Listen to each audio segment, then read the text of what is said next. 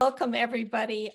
It is my great pleasure to introduce Gloria Mindock this evening and to take part in celebrating her new poetry collection, Grief Touch the Sky at Night, which I hope you all will have soon if you don't already, recently published by Glasslear Press. Gloria and I have been friends for many, many years. I would say about 35, I believe.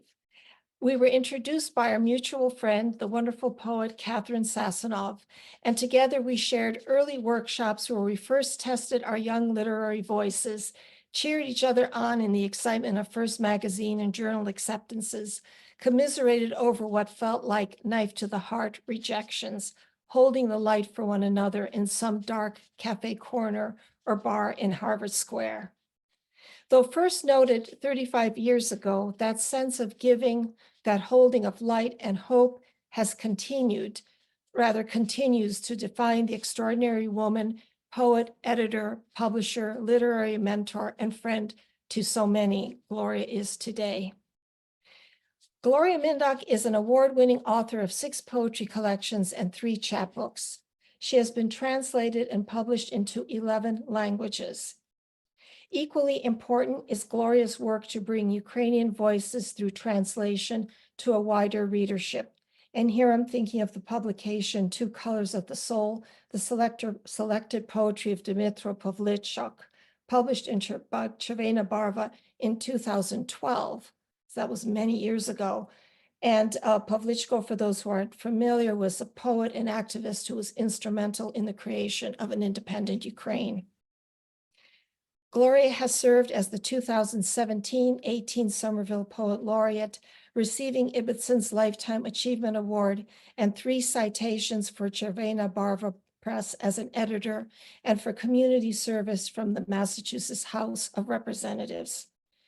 But to list Gloria's achievements would take up her entire reading time, so I encourage you instead to visit her website, or Gloria, you maybe post it in chat, so people who aren't familiar with you, which I think is probably not that likely, can read some of your other wonderful accomplishments.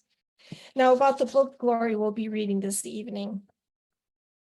Through deeply metaphorical and lyrical voicings, volatile, despairing, hopeful, Grief Touch the Sky at Night speaks of resistance to Putin's aggressive, ruinous war on Ukraine, dismantling linear sense in favor of numerous haunting points of view. Ukrainian poet and translator Vasyl Makhno notes, in Mindock's poems, despite the depiction of modern-day apocalypse, the understanding exists that everyone needs to be protected, to be loved. Clearly, the role of poetry hasn't lost its significance. And from Bulgarian poet Svet Denahum, recipient of Dzvinia Barva Press's first Dissident Award, which was this year, I'm pretty sure it was, who says, even in the darkest hour, the human spirit does not stop resisting, rising, denying violence, and carrying with it the eternal light of revelation and freedom. But what I love most is Gloria Mindock's commitment to a poetic sensibility in which there are no borders, an artistic persistence that affirms that we are totally and completely, intimately connected with every living thing. Please join me in welcoming Gloria. Thank you so much, Dzvinia. What an introduction. That was so wonderful, and I'm very touched by it. And really, thank you. Before I read from my book, I just want to thank Ami K, my publisher from Glasslear Press, who is here tonight. And she has been so supportive and wonderful to me and supporting my work, and a dear friend. And I can't tell you how grateful I am. And also Steve Amusson, who designed the cover of the book and the layout, which he did a beautiful job, and he does so much for me, and I'm just so grateful. Glasslear Press, please go to their website and take a look around, and please support them because they're wonderful and they really care about their authors. Also, the cover, I want to show it just one more time. This cover was a photo from Natalia Shumanskaya, and it is from Crimea in 2014 when Russia invaded. And she was so wonderful to let me have this photo for the cover. And Zvet D. Nahum put me in contact with her. So really a huge, huge thank you to him. And now I'm going to talk about Zvet for a few minutes. The book is dedicated to him. He is a hero to me. He has done so much to fight against Putin and his men.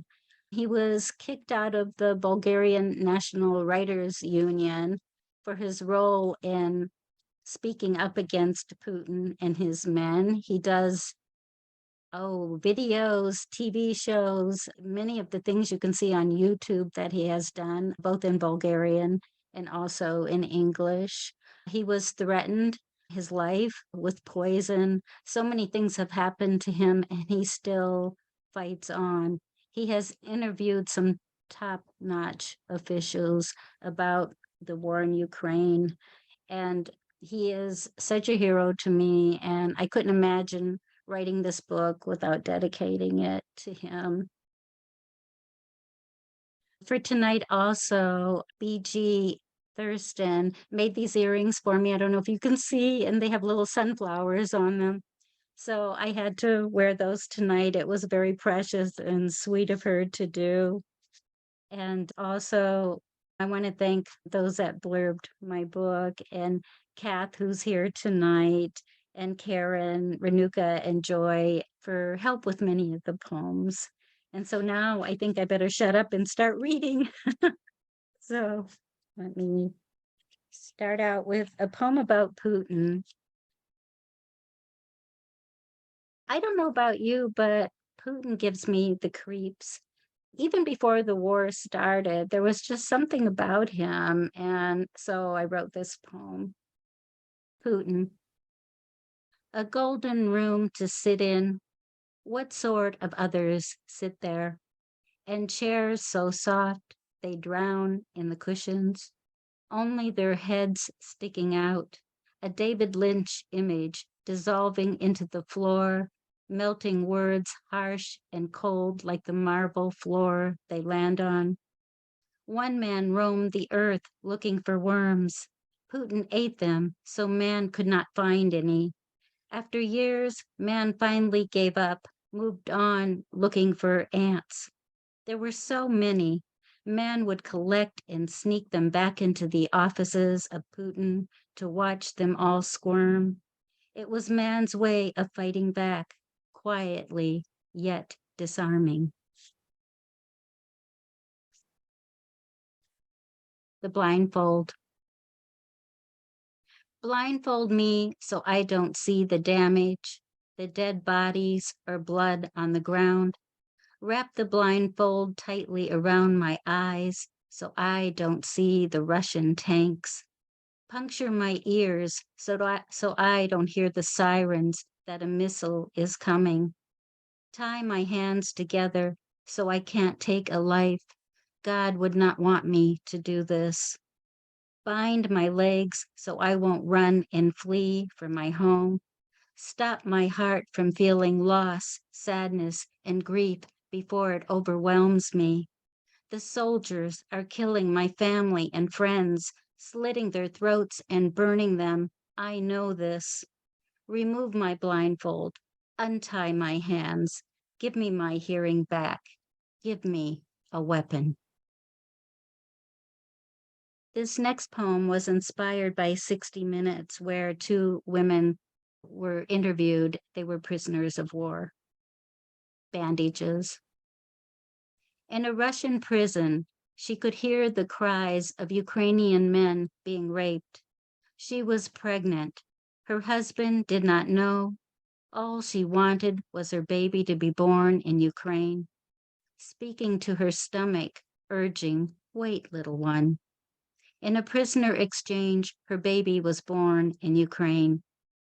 Another woman, so brutalized, she was not sure she would live, yet she's ready to fight again. Still, she did not want to leave home. Bombed out shell, dried blood in the dirt, wreckage like abstract art. A boot in the road filled with flowers, someone mourning a life, mourning their life. In some villages, every heart stopped beating at once. Can a village survive supported by the beating hearts of only two? Yet the women carry on in the footprints stretched out before them, walking the same path, breathing a different story for a free Ukraine.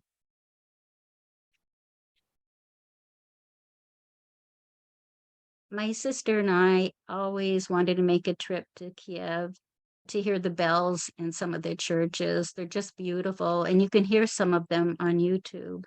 But I'm sure the churches are ruined now and maybe half standing only.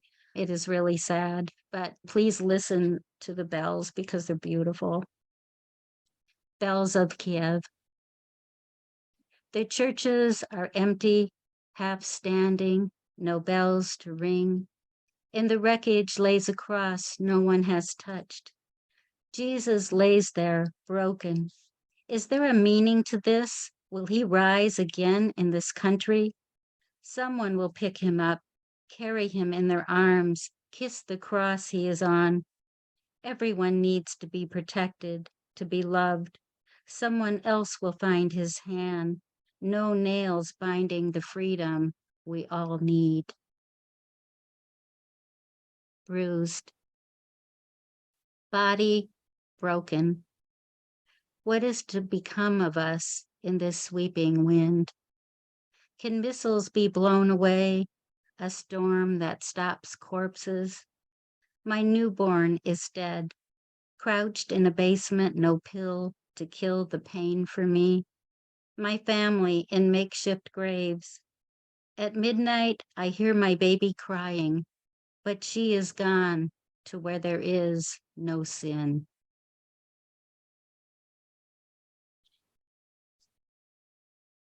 Numb.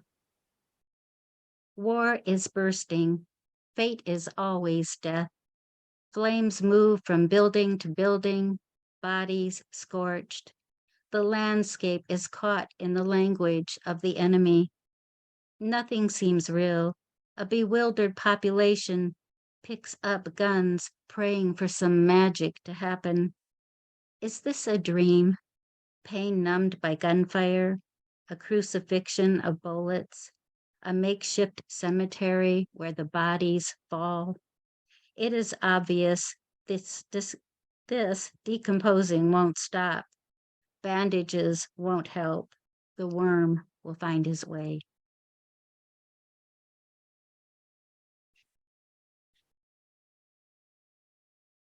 Memory.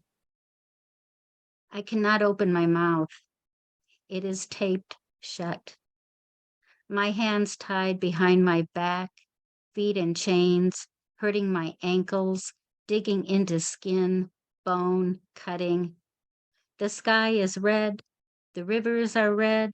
My heart is not. The bombs go off. I hear them getting closer and closer. So loud, hurts my ears. They ring. I cannot hear my thoughts. Crying, scared, a senseless death awaits. Why am I in this world at all? The moon inspects the earth, does not like what it sees. Murder, witnessed with its pale brightness. I did not want to be erased like this. Another number, a body with no hope visible. I bleed soundless.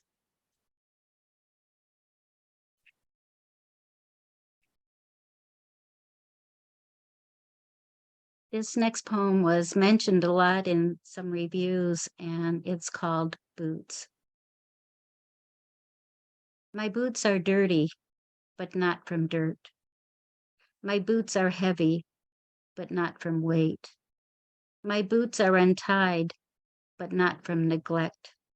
My boots are on the road. I did not take them off. My boots are worn by someone else. I did not give. My body is naked. I did not remove my clothes. My dignity remains while the dirt covers me. I love my country. I love my country. I am Ukraine.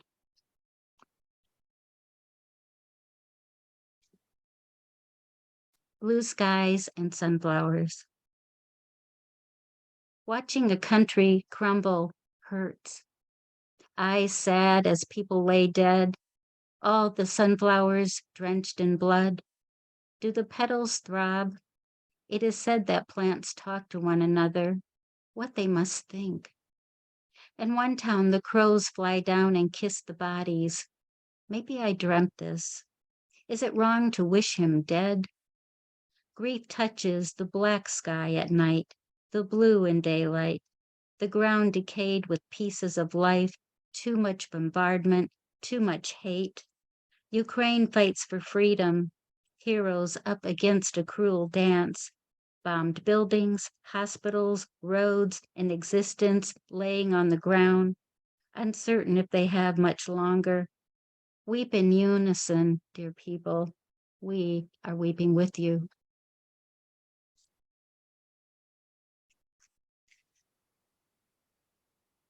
I never think of Ukraine as having cornfields and wild horses running.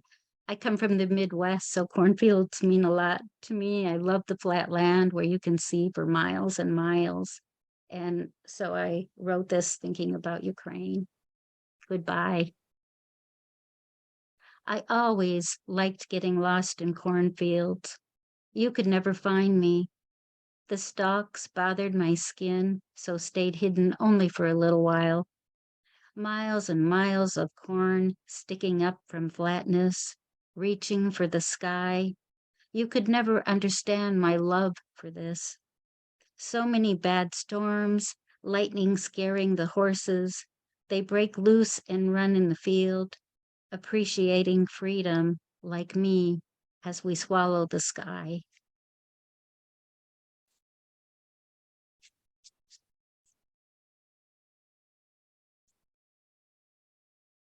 Song.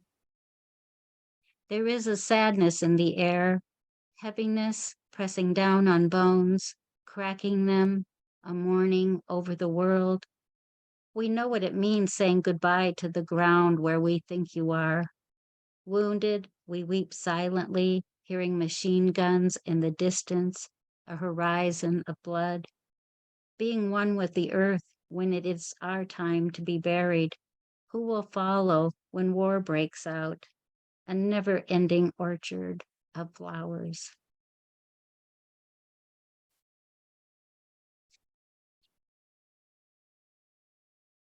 Don't you? Don't you ever want to stop the vowels from coming out of your mouth? Even on this fall day with leaves dropping off trees, don't you want to step on them, hear the crunch? Don't you want to be in silence just for a little bit, feel the breeze on skin? Out of my mouth comes consonants you never hear. Ignored, I try to speak louder so you will. Something is missing in our lives when the vowels and the consonants don't connect. I turned a corner in life to find beauty in trees, falling like leaps into long sentences, whereas you have laryngitis, missing the bright colors, the sound of air. It is too late for you. It's apparent. You can only be slurs buried into the earth.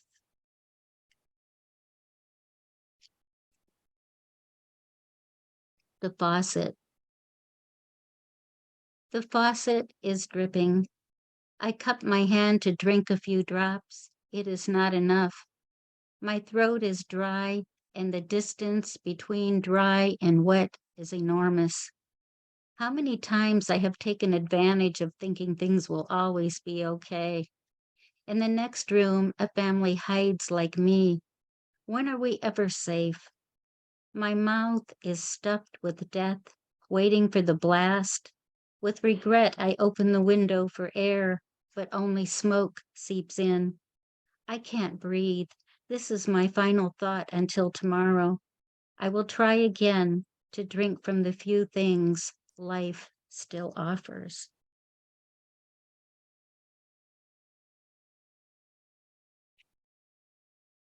This next poem, Ami nominated it for a Pushcart Prize, so I was very excited about that. And it's called Requiem. In this city, we all get struck by cars, body parts flying, unable to reconnect, no thoughts of tomorrow.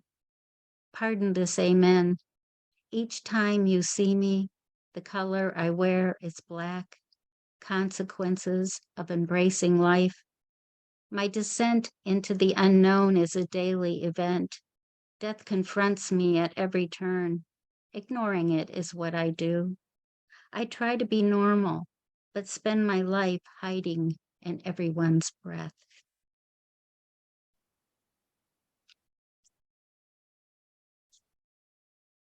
Sometimes in life, it's very difficult to get rid of things. And believe me, I need to get rid of many things. But I was thinking all the damage in Ukraine, and everyone has lost so much. And I was thinking, why can't I get rid of things? So anyway, this poem came out of thinking about those things, and it's called I Don't Mourn. I mourn what I throw away, old paintings, photographs, objects, writings. Each thing drifts in the wind, trying to stick to life, but can't. Is this me too, trying to hang on? No one has the same memories, same things in possession. Must I give all this up? Ignore me. I don't mourn. Best to close down, shut my eyes tight until darkness is my fate. I can have little funerals daily as I pitch out life. This way you will never own me. You don't want to anyway. Junk to you. From the grave, I hope my things will visit me. I don't want to be alone. Maybe you will sit by stone and talk, carrying in your pocket your favorite thing of mine.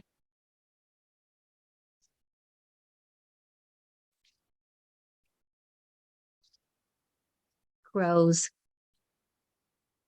The crows are perched on the back fence, warning me of death, graceful in their waiting like my mother and her mother before her.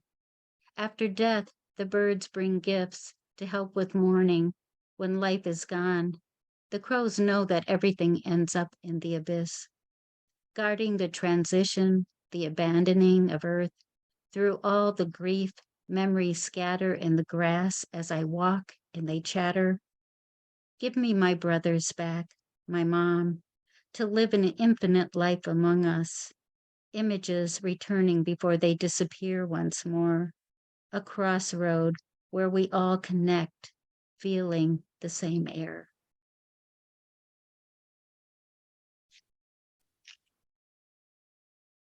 This next one is called Earth. The earth is up to it again, rotating into darkness, no memory of daylight.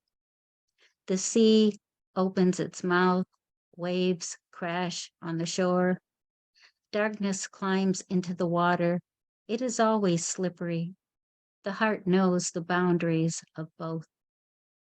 There is always another side to things. Sometimes we belong to each, not sure what direction to take. Everyone is wet and cold. Dryness will not happen without a towel. Sometimes you have to approach things differently, fall in love with the edge.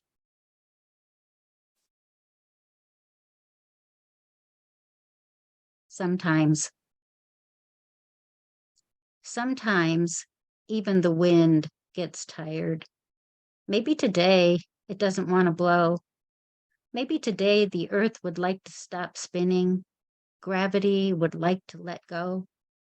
Imagine everything drifting into space, people and objects not mattering anymore. A stampede of floating humans surrounded by junk. Sometimes I like to forget all wars. Maybe someday they will stop.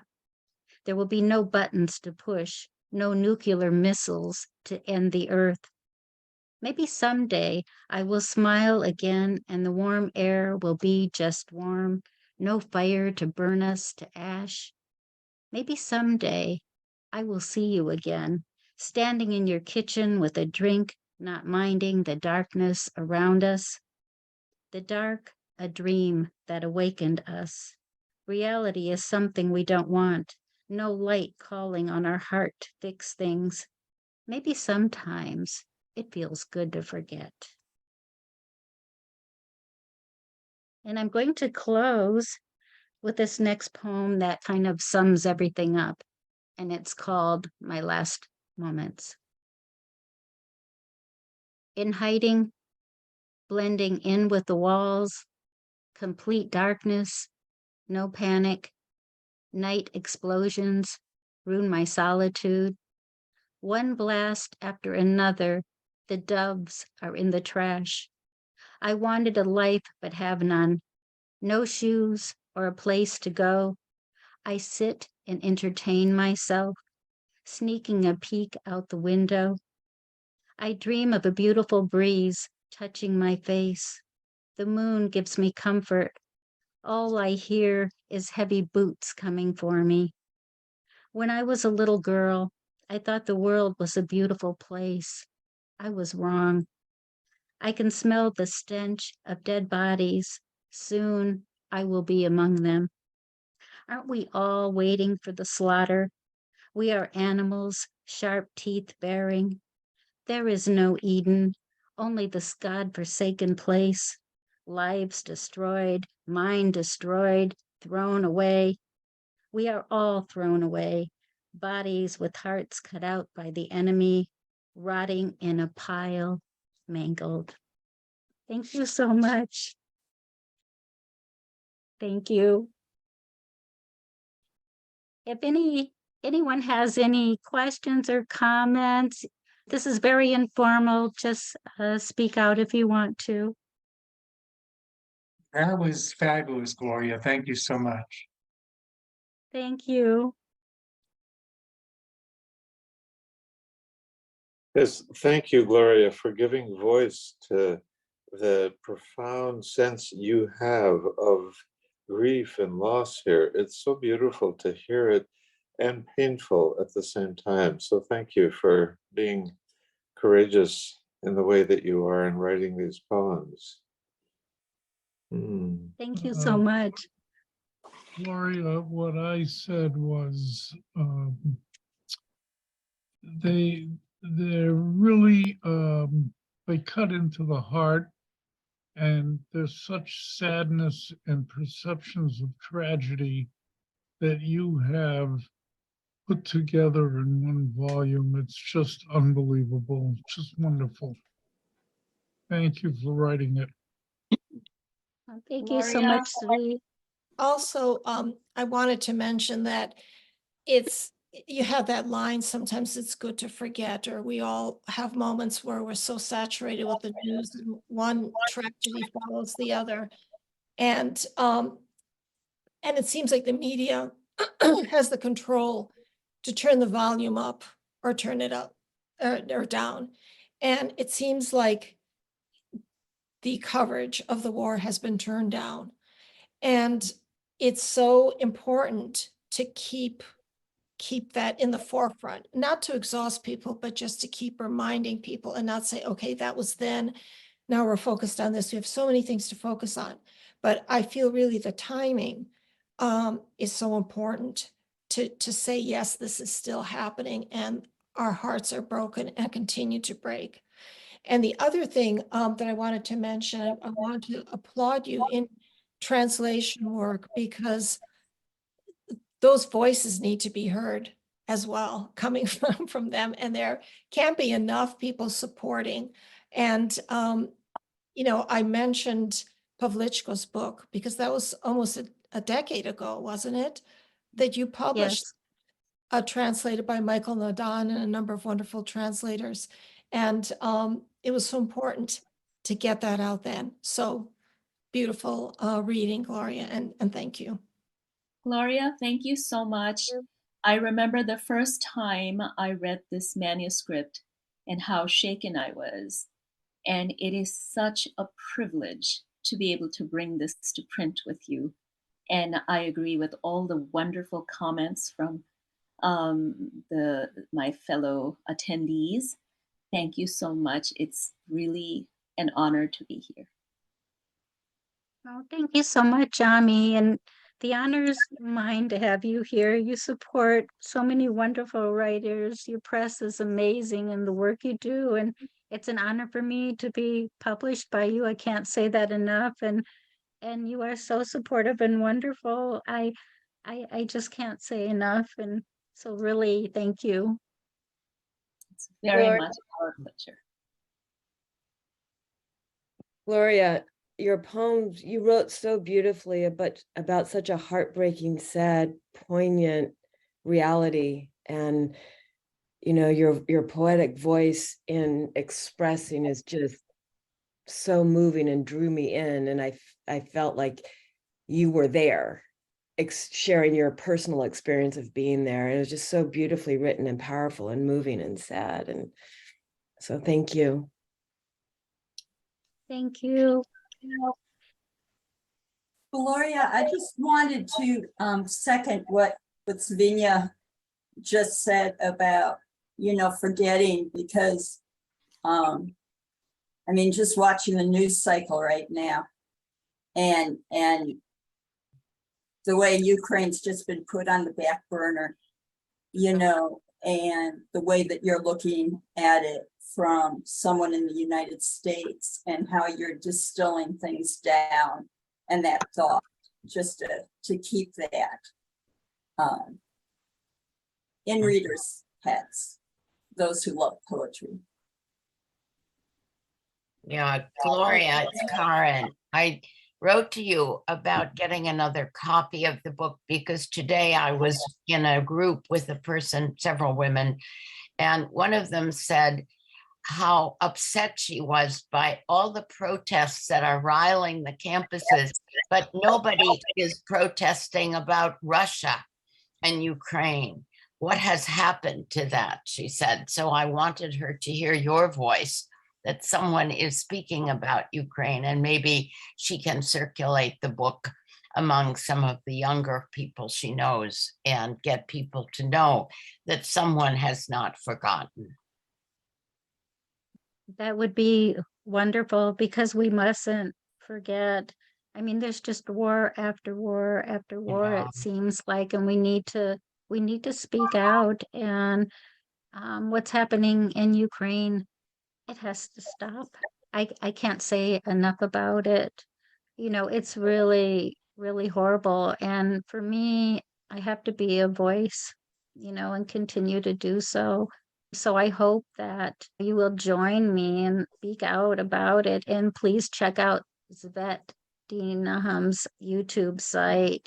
He has many talks on counter propaganda. I mean, the people he interviews, it's just so interesting. And I am so touched and honored to know him. And I published a book of his, Escape from Crimea, and he's been, you know, speaking up about Russia for a long time. So I hope you will check out his site too, and other Ukrainians that are speaking out, and those in the US. Gloria, your reading made me remember the lines by Bertolt Brecht that I had to call up. In the dark times, will there be singing? There will be singing in the dark time. There will be singing about the dark times. Does someone have it perfectly right? It's it just seemed absolutely pitch perfect that your words are singing in the dark times about the dark times. So kudos. Thank you. I just And I wanted love to Brecht. say- I just wanted to say also, Gloria, that I read all the poems, but it was marvelous to hear them read aloud. It's a whole different dimension, and it was very moving. And also, as a previous speaker said, I mean, there's so much tragedy, but there's also beauty in listening to the words in your poetry. So thank you. Thank you. write about that stuff. Gloria, you know, listening to your poems, I kept saying to myself, wait a minute, she's been there among these people, among these ruins, amid this war and these tragedies. She has been there, she has walked there. And it just felt so just unquestionable to me. You feel like an ambassador. And I just want to say a heartfelt thank you. Thank you. It's always been easy for me to put myself in other people's positions. Maybe that's why I was a social worker for so many years. I have a lot of empathy. But one of the poems where I mentioned, you know, when I was a little girl, I never understood why there was any fighting and that, and I never could grasp that, and I still can't, you know, and I just look at everything that's happening and it just makes my heart bleed, you know, but I also have to have a balance so I can live too, and it's very hard. So, A more memorable quote that I heard from an interview by Oskar Melnicek with the publisher, writer Maria Savka, that one of the tragic things she said is that we don't have time to forget. And I thought that was so poignant because we were talking about forgetting and allowing ourselves that luxury to step away and forget, clear the mind. But they don't even have that. They don't have the time to forget, you know. yeah, that's right. They only have the time to not even to try to survive. Mm. But that is even rough. I would recommend the book that Oskar Melnicek just published of the young Ukrainian writer who was killed by a bombing, who was trying to document the lives of people in the Donetsk region. It's a very moving book. She was, you know, in her mid-20s. She was struck down. Yeah. It's a very powerful book. And he's all Aerosmith has also published a number of Ukrainian writers, and Askold has made a strong effort to support Ukrainian writers during this tragic period. Worth checking out Aerosmith Press. And also Lost Horse Press. This is just for people who might be interested in reading Ukrainian poets, because it's there's so many coming out and being published for the first time. And Svet, I'm so glad that you mentioned Victoria Amelina's, the young woman who was struck down because she was single-handedly, though with a group, trying to track down and document war crimes, and also a powerful writer and fearless, and died. Yeah. So young. Yeah, definitely check out Oskold and that writer. Also, Dzvinia Barbara Press will be publishing an anthology called Shattered. And yeah, I think you have some work in that, a translation, if I remember correctly. Yeah, I have several. Oh, Gloria, you're going to be publishing that? Because I was talking to Claudia. We were trying to find a publisher, and I think we talked about, so that's so exciting. When is that coming out? So I'm very excited about it, and we're working out the contract yet. Of course, there's some things I need to put in it, but so there will be more Ukrainian writers being read, and that makes me really happy. And the translations are just brilliant in this book, so I'm really excited about it. And like Dzvinia said, check out Lost Horse Press too, besides Aerosmith. I mean, they're doing great work, and what they're publishing really needs to be read, dealing with Ukraine. Gloria? Yes, I don't know who's talking. This is The Andre. screen isn't lighting up. Pardon? That's Andre. Oh, hi, Andre. Hi, I just wanted to mention that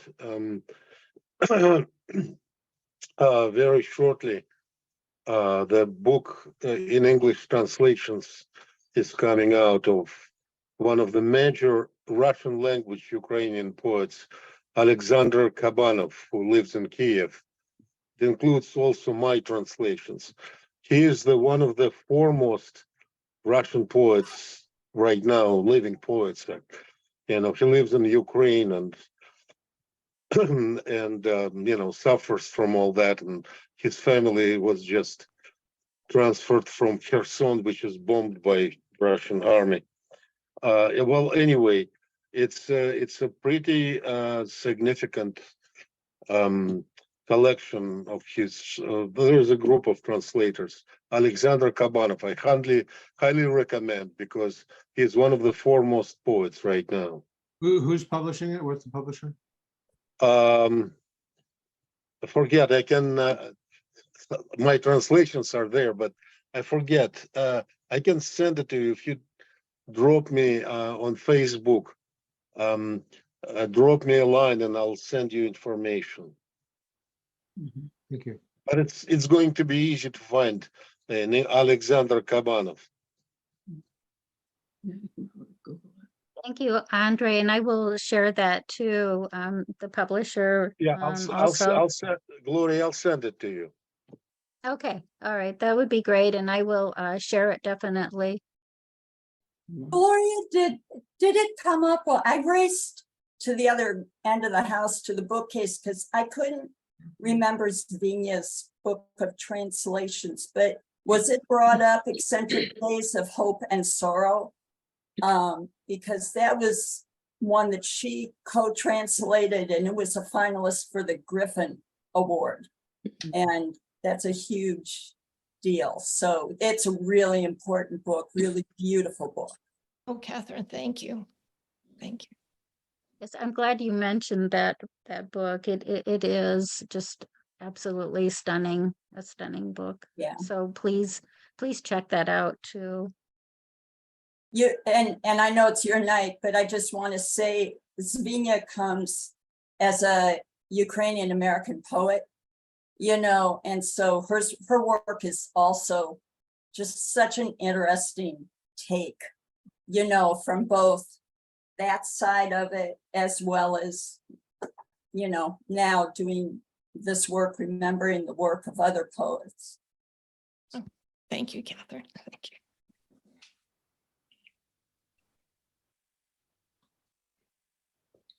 Yeah, I'm amazed at so many wonderful writers, and it's important we support translations. And that there's not enough of them. It's gotten better, presses publishing translations, but it needs to be much, much better. So thank you, Dzvinia, for translating, and others that translate too. There's so many that translate. I'm humbled to even be mentioned. Thank you, Catherine. But thank you, Gloria. Yeah, and again, thank you, Gloria, for publishing Pavlichko's Selected and Collected. So many years prior to Ukraine having the attention it has now. So, kudos to you. Thank you. And I guess that's it. So thank you, everyone, so very much for coming tonight. I can't thank you enough. I'm so touched by all of you. So really, you made this night so special. Can we all unmute and cheer for Gloria? Yay.